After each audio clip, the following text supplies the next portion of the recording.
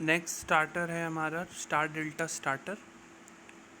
Star delta starter में हम आप जैसे कि जानते हैं इंडक्शन मोटर का जो स्टेटर है, स्टेटर वाइंडिंग, वो जनरली किस तरह से कनेक्टेड होती है, डेल्टा कनेक्टेड होती है ना।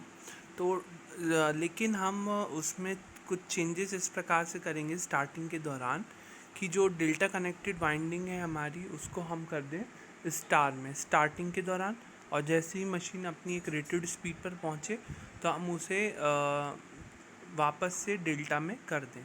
तो ऐसा करने के लिए हमें चेंज ओवर स्विच की ज़रूरत पड़ती है। तो चेंज ओवर स्विच के जरिए हम स्टार्ट पोजीशन में पहले स्टार्टिंग के दौरान इसे कर देते हैं और रनिंग पोजीशन में इसे रनिंग पोजीशन से कनेक्ट कर देते हैं। अब ऐसा करने से होता क्या है एक्चुअली,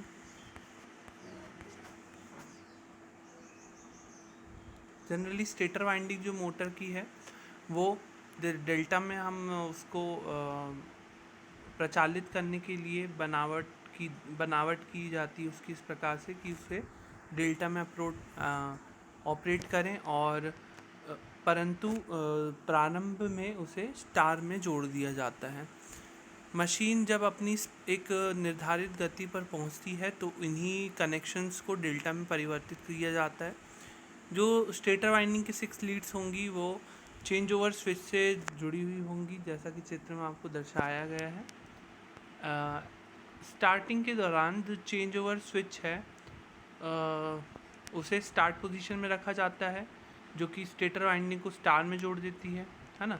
स्टार में जोड़ने से क्या होगा, स्टार में जोड़ने से प्रति फेज़ को, जो स्टेटर वाइंडिंग में प्रति फेज़ जो वोल्टेज प्राप्त होगा वो V/√3 होगा, है ना। डेल्टा में V फेज़ और VL बराबर होते हैं, और V फेज़ स्टार में क्या होता है, VL/√3, है ना। तो हमारा V फेज़ VL के बराबर होगा, पर लेकिन यहाँ पर जब ये डेल्टा कनेक्टेड थी तब होगा, परंतु जब हम स्टेटर वाइंडिंग को स्टार में जोड़ेंगे तो उससे क्या होगा, हमारा V फेज़ जो है वो V/√3 हो जाएगा, मतलब लाइन वोल्टेज के डिवाइडेड बाय √3 हो जाएगा। तो इससे हम स्टार्टिंग वोल्टेज को क्या कर रहे हैं, रिड्यूस कर दे रहे हैं प्रति फेज़ वोल्टेज। उससे हमारा क्या होगा, स्टार्टिंग करंट लिमिट हो जाएगा। इसीलिए हम ये इस प्रकार से कर रहे हैं। जैसे ही मोटर अपनी स्पीड पर पहुंच जाए तो उसको रन पोजीशन में वापस से भेज दिया जाता है स्विच को, और मोटर की स्टेटर वाइंडिंग जो है डेल्टा में कनेक्टेड हो जाती है। और अब जो डेल्टा कनेक्टेड हो जाती है तो स्टेटर के हर फेज़ वाइंडिंग को पूरा फुल लाइन वोल्टेज V प्राप्त होता है, क्योंकि V फेज़ VL के बराबर होगा। देख रहे हैं आप डायग्राम में, यहाँ पर हमारा जो स्टेटर है उसकी वाइंडिंग जो है 6 लीड्स पूरी किससे जुड़ी हुई है, चेंज ओवर स्विच से जुड़ी हुई है। तो चेंज ओवर स्विच से क्या होता है, स्टार्टिंग में ये पूरे पॉइंट जब यहाँ पे जुड़े हुए होंगे तो ये कनेक्शन जो स्टेटर वाइंडिंग का है वो किस में हो जाएगा, स्टार में हो जाएगा। और रनिंग की पोजीशन में अगर ये इससे जुड़ जाते हैं तो ये कनेक्शन डेल्टा में हो जाएगा।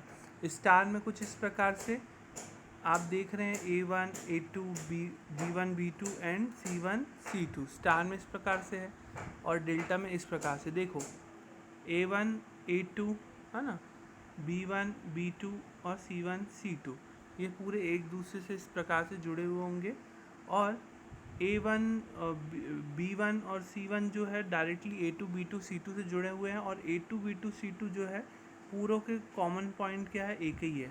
पूरा देखो एक ही लाइन में कनेक्टेड है ना, इनका एक ही कॉमन पॉइंट है। तो ये कॉमन पॉइंट बनाते हैं, आपने स्टार कनेक्शन पढ़ा है, ऐसे ही बनता है। डेल्टा में कुछ इस प्रकार से होता है कि उसमें A1 किससे जुड़ेगा, B2 से, B1 किससे जुड़ेगा, C2 से, और C1 किससे जुड़ेगा, A2 से। इसलिए नेमिंग इस प्रकार से रखी गई है A2 B2 और C2 के हिसाब से, है ना। तो ये हम इसको इस तरीके से बना के भी देख सकते हैं। जब स्टार कनेक्शन होता है तो ये क्या होगा, स्टार्टिंग करंट भी 1/√3 ISC हो जाएगा, और ये फेज़ वोल्टेज भी क्या जाएगा आपका VL/√3 के बराबर। वहीं डेल्टा में √3 ISC होता है, और फेज़ वोल्टेज और लाइन वोल्टेज क्या होते हैं, आपस में सेम होते हैं। इसको हम एक्सप्रेशन में भी देख लेंगे आगे।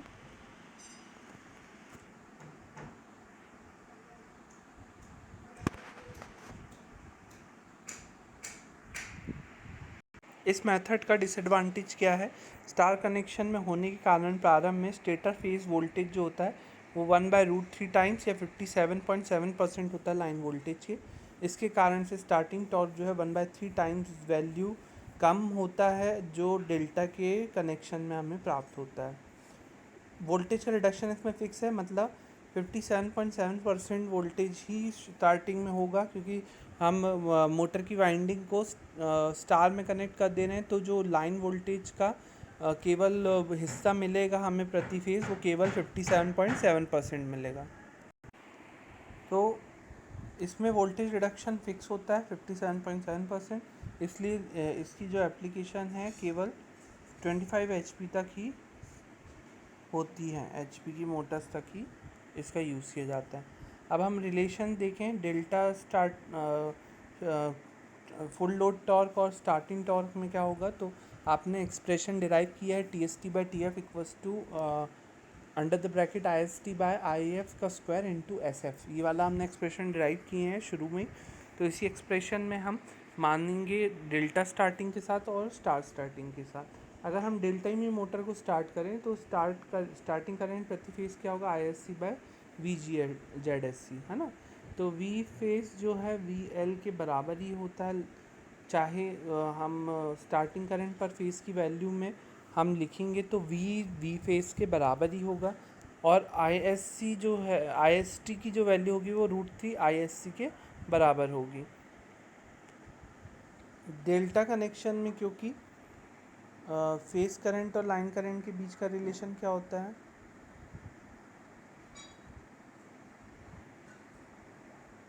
√3 I फेज़, है ना। इस प्रकार से होता है IL equals to √3 I phase. तो हम स्टार्टिंग लाइन करंट लिखेंगे तो क्या लिखेंगे, √3 इंटू ISC के हमारे यहाँ पे I फेज़ की वैल्यू है। ये सब आपको अगर नहीं समझ में आ रहा होगा, कुछ क्लियर नहीं हो रहा होगा, तो पिछले साल का आप उठा के देखें, तभी आपको समझ में आएगा। स्टार्टिंग में क्या होगा, स्टार्टिंग करंट पर फेज़ की वैल्यू कैसे लिखेंगे हम, यहाँ पे आप देख रहे हैं IST, V की जगह क्या आ जाएगा, V/√3, क्योंकि यहाँ पे लाइन वोल्टेज की वैल्यू V फेज़/√3 होती है, मतलब V जो है यहाँ पर है V line voltage sorry V phase की वैल्यू होती है VL/√3, तो यहाँ पे V फेज़ की वैल्यू क्या होगी, V/√3, V यहाँ पे लाइन वोल्टेज है, तो यहाँ से V/√3 को हम लिख सकते हैं 1/√3 V/ZSC, और V/ZSC होता है, V/Z क्या होता है जनरली करंट ISC, तो IST की जगह हम ISC रख देंगे, है ना। और यहाँ पर IST की जगह ISC के साथ डिवाइडेड में क्या है √3, तो डिवाइड में क्या आ जाएगा, √3 भी आ जाएगा, और इसका स्क्वायर, ये गलती से यहाँ पे इक्वल टू हो गया, इनटू कर लीजिएगा, इंटू SF। तो नेक्स्ट लाइन में हमारे पास एक्सप्रेशन क्या जाएगा, 1/3 ISC/IF का whole square into SF। ISC यहाँ पे हमारा स्टार्टिंग फेस करंट है डेल्टा में, और IF फुल लोड करंट है डेल्टा में। Next is auto transformer starter. Auto transformer starting या स्टार्टर दोनों में से कुछ भी लिख सकते हैं आप। तो यहाँ पे भी आप देख रहे हैं कि एक स्टार्टिंग पोजीशन है और एक रन पोजीशन है। स्टार्टिंग के दौरान मोटर के 3 टर्मिनल्स है वो सप्लाई से ऑटो ट्रांसफॉर्मर के जरिए चेंज ओवर स्विच के सहायता से इस प्रकार से स्टार्ट पॉइंट पे जुड़े हुए होंगे, और जैसे ही मोटर अपनी सफिशिएंट स्पीड पहुंच जाएगी तो जो ये पॉइंट है शिफ्ट होकर कहाँ चल जाएंगे, रन पोजीशन में, ये वाले पॉइंट रन पोजीशन में पहुंच जाएंगे, तो उससे मोटर को फुल वोल्टेज प्राप्त होगा। और स्टार्टिंग में ऑटो ट्रांसफार्मर की टैपिंग्स को एडजस्ट करके हम वोल्टेज को 65 से 80% तक कर सकते हैं लाइन वोल्टेज के, मतलब लाइन वोल्टेज को हम 65 to 80% के तक रिड्यूस कर सकते हैं। मतलब जहां हमारा डेल्टा स्टार्टर में 57.7% था, वो यहाँ पर कितना हो जा रहा है 65 से 80%। तो इसके कारण क्या होगा, वोल्टेज रिडक्शन थोड़ा कम होगा, स्टार्टिंग करंट भी लिमिट हो जाएगा, और ऊपर से इसमें कोई अलग से हमें कनेक्शंस सिर्फ हमें ऑटो ट्रांसफार्मर का यूज़ करना पड़ रहा है। तो यहाँ पे मतलब इसके एडवांटेजेस भी बहुत होंगे कि इसमें लो हीट प्रोड्यूस्ड होगी, क्योंकि यहाँ पर हम वोल्टेज रिडक्शन कम कर रहे हैं, मतलब वोल्टेज रिडक्शन बहुत कम नहीं कर रहे हैं, और स्टार्टिंग करंट को भी लिमिट कर ले रहे हैं, है ना। तो यहाँ हम इस तरह के ऑटो ट्रांसफार्मर स्टार्टर का हम 25 HP के ज़्यादा मोटर के से ज़्यादा की मोटर्स के लिए हम इसको इस्तेमाल करते हैं। इस डायग्राम में भी आपको दिखेगा कि हमने क्या किया है। वी बाय देखो, ऑटो ट्रांसफार्मर के ज़रिए जो है ये V/√3 जो वोल्टेज है उसको KV/√3 कर दे रहे हैं हम, है ना। तो ये K जो है K 65 से 80% के बीच में होगा। तो इस हिसाब से वोल्टेज का रिडक्शन किया जाता है। आप पढ़ेंगे तो इसमें यही लिखा है, this method also aims at connecting the induction motor to a reduce supply at starting and then connecting to full voltage as motor picks up sufficient speed. ये मोटर का भी उद्देश्य यह मेथड का मतलब इस विधि का उपयोग भी केवल इंडक्शन मोटर को रिड्यूस सप्लाई प्रारंभ में देना होता है, और इसे फुल वोल्टेज से जोड़ दिया जाता है जब मोटर अपनी एक निश्चित गति को प्राप्त कर लेती है। और साथ ही साथ इसमें ऑटो ट्रांसफार्मर की टैपिंग की सहायता से हम लाइन वोल्टेज को जो मोटर को दिया जाता है उसको 65 से 80% के बीच में बदलाव करके दे सकते हैं। जैसे ही चेंज ओवर स्विच को स्टार्ट पोजीशन में करते हैं तो ऑटो ट्रांसफार्मर परिपथ में शामिल हो जाता है, और रिड्यूस वोल्टेज मतलब आप जानते हैं ऑटो ट्रांसफार्मर के ज़रिए हम वोल्टेज को वेरी कर सकते हैं। तो रिड्यूस वोल्टेज हम स्टार्टिंग में दे पाएंगे और स्टार्टिंग करंट को एक सेफ वैल्यू तक लिमिट कर पाएंगे। जब मोटर जैसे ही 80% अपनी नॉर्मल स्पीड को पहुंच जाती है तो चेंज ओवर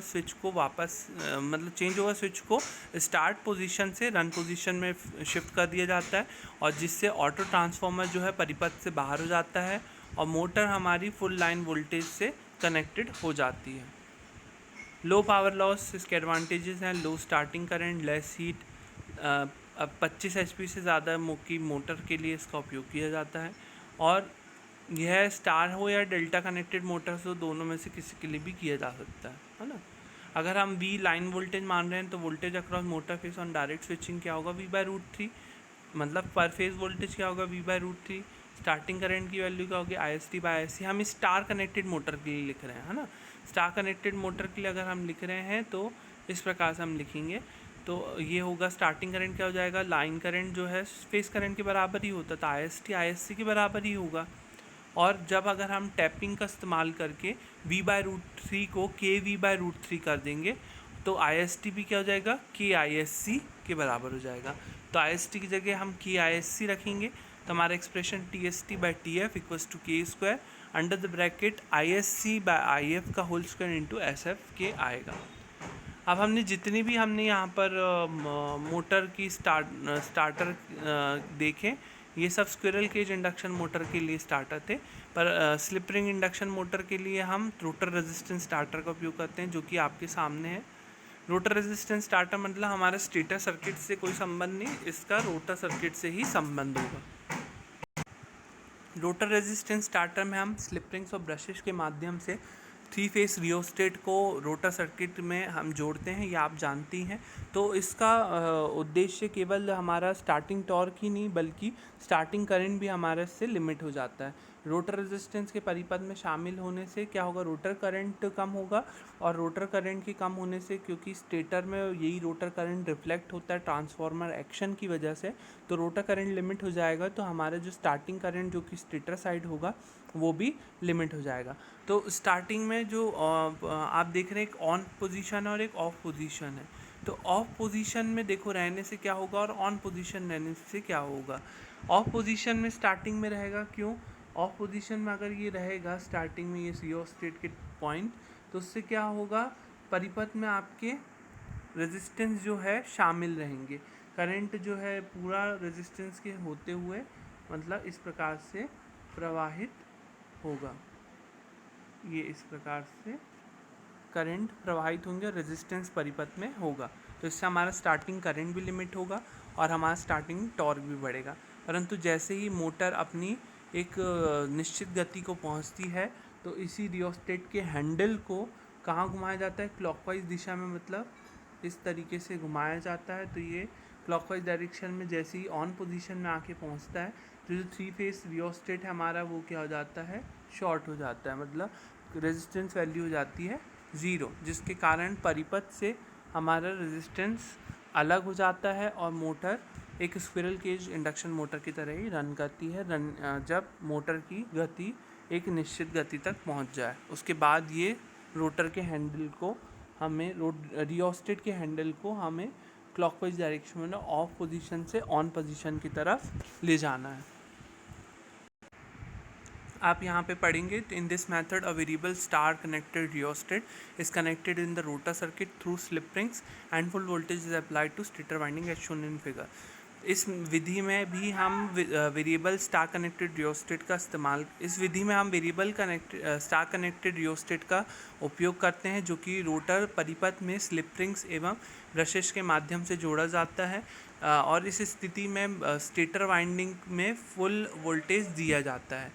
स्टार्टिंग में जो रियोस्टेट का हैंडल है वो ऑफ पोजीशन में रहता है, जिसकी वजह से प्रति फेज़ में रोटर सर्किट में जो रोटर प्रतिरोध का मान होता है वो अधिक होता है और इससे स्टार्टिंग करंट की वैल्यू और साथ ही साथ स्टार्टिंग टॉर्क की वैल्यू बढ़ जाती है। ये वाला स्टेटमेंट भी आपको शायद क्लियर हो गया होगा। Next, as motor picks up speed, the handle of rheostat is gradually moved in clockwise direction and cut out the external resistance in each phase of rotor circuit. When motor attains normal speed, the changeover switch is in on position and whole resistance is cut out from rotor circuit. जैसे ही motor अपनी गति को प्राप्त कर लेती है तो rheostat के हैंडल को घड़ी की दिशा में घुमाते हुए ऑन पोजीशन में ले जाया जाता है और इससे जो बाहरी प्रतिरोध है जो प्रति फेज़ में रोटर परिपथ में जुड़ा हुआ होता है वह परिपथ से अलग हो जाता है और मोटर अपनी एक सामान्य गति पर पहुंच जाती है। तो चेंज ओवर स्विच पूरी तरीके से ऑन पोजीशन में पहुंचा दिया जाता है और इस प्रकार पूरा प्रतिरोध जो बाहरी प्रतिरोध है वो रोटर परिपथ से अलग हो जाता है। तो हमारे यहाँ पे स्टार्टर ख़त्म होते हैं। तो आप इसके डिमॉन्स्ट्रेशन लिखेंगे। आप डिमॉन्स्ट्रेशन में आपको जो स्टार्टर लिखने हैं वो क्या लिखेंगे वो आपको मैं बता दूंगा। 3 है शायद। एक है आपका पहला है शायद DOL स्टार्टर और दूसरा है आपका स्टार डेल्टा स्टार्टर और तीसरा है आपका रोटर रेजिस्टेंस स्टार्टर। तो आप फर्स्ट एम प्रैक्टिकल का ये लिखेंगे, demonstration of starters of 3 phase induction motor. तो उसमें पहला आप लिखेंगे DOL स्टार्टर और फिर सेकंड लिखेंगे स्टार डेल्टा स्टार्टर और थर्ड लिखेंगे रोटर रेजिस्टेंस स्टार्टर। इसका पूरा आप थ्योरीज लिखेंगे कॉपी में, ब्लैंक पेजेस में डायग्राम बनाएं और लाइनिंग वाले पेज में आप पूरा कंटेंट लिखेंगे। इसमें कोई प्रैक्टिकल करना नहीं है आपको सिर्फ डिमॉन्स्ट्रेशन है इसमें। और डिमॉन्स्ट्रेशन में हमारे पास ऑटो ट्रांसफॉर्मर्स है, 3 फेस ऑटो ट्रांसफॉर्मर, जो आपको दिखा दिया जाएगा। अगर संभव हुआ और नहीं हुआ तो वीडियो में आपको बता दिया जाएगा। तो ये फर्स्ट प्रैक्टिकल आप लिख लेंगे। लैब असाइनमेंट 1 एम लिखेंगे, demonstration of starter of 3 phase induction motor. पहला DOL starter, second star delta starter, third rotor resistance starter. तो ये तीनों स्टार्टर को आपको कंप्लीट करना है। ठीक, इस प्रकार से हमारा 3 फेस इंडक्शन मोटर कंप्लीट होता है आज। नेक्स्ट क्लास आपकी जूम में होगी। आपको अगर कोई डाउट्स होंगे तो उसमें आप अटेंड करें और पूछ सकते हैं जो भी आपको डाउट है। और डाउट आप वही पूछेंगे जो आपने पढ़ा है प्लीज़, है ना। ये नहीं कि ये टॉपिक नहीं बनता टॉपिक पढ़ा दीजिए, वो नहीं करूँगा मैं। आपको कुछ डाउट है उस पर्टिकुलर टॉपिक में कोई पर्टिकुलर पॉइंट पे तो आप वही पूछ सकते हैं और उसके अलावा आपको कुछ नहीं पूछना है ना। तो आप पहले खुद पढ़ें उसके बाद हम मुझसे पूछिएगा। तो ये नहीं करिएगा कि ये पूरा टॉपिक पढ़ा दो, है ना, ये टॉपिक पूरा पढ़ा दो, ये नहीं हो पाएगा कहाँ तकलीफ़ आ रही है, वीडियो देखने के बाद भी कहाँ नहीं समझ में आ रहा है, आप वो पूछेंगे।